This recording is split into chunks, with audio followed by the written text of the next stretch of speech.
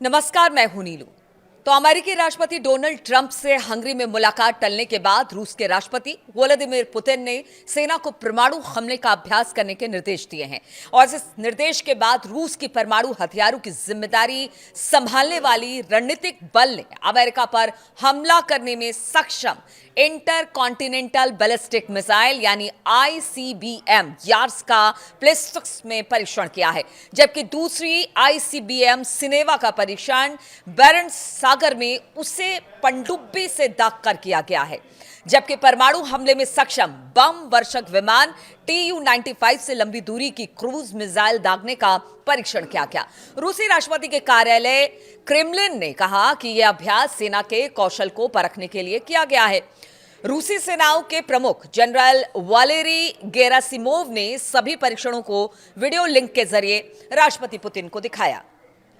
Putin ने इस परीक्षणों के निर्देश तब दिए जब अमेरिकी राष्ट्रपति ट्रंप ने मंगलवार को बयान दिया कि रूसी राष्ट्रपति के साथ हंगरी में उनकी बैठक निकट भविष्य में नहीं होने जा रही है, क्योंकि वो नहीं चाहते कि बैठक बिना किसी ठोस नतीजे के खत्म हो जाए। इससे पहले सोमवार को अमेरिकी और रूस के विदेश मंत्रियों ने टेलीफोन पर दोनों नेताओं की प्रस्तावित बैठक के संबंध में बात की थी।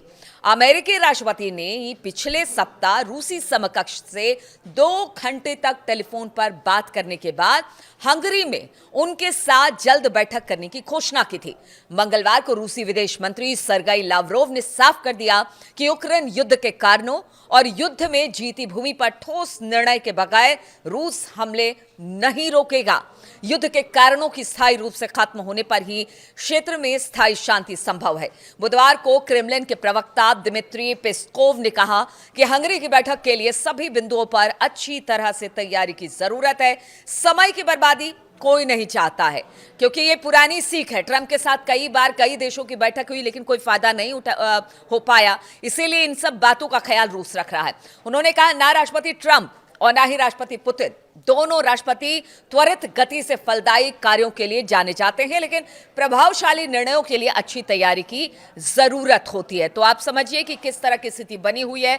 जो अमेरिका और रूस के बीच में तल्खी है वो बिना बातचीत के संभव नहीं है, लेकिन हंगरी में जो बातचीत होनी थी वो बातचीत टलने के बाद अब रूस ने अपना शक्ति परीक्षण करना शुरू कर दिया है। और साथ साथ ये भी बता दें आपको कि जितने भी बैलिस्टिक मिसाइल इस वक्त परीक्षण किए गए हैं वो सब अच्छे खासी रेंज की है।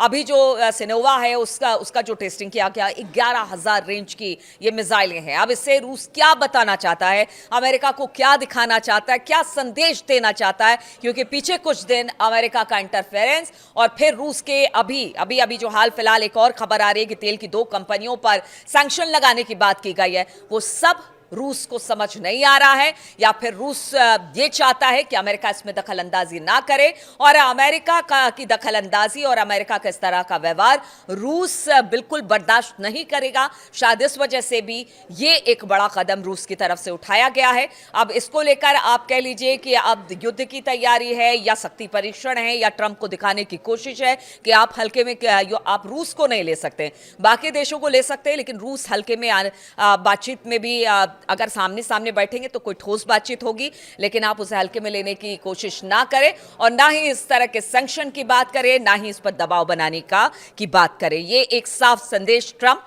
और अमेरिका के लिए रूस की तरफ से।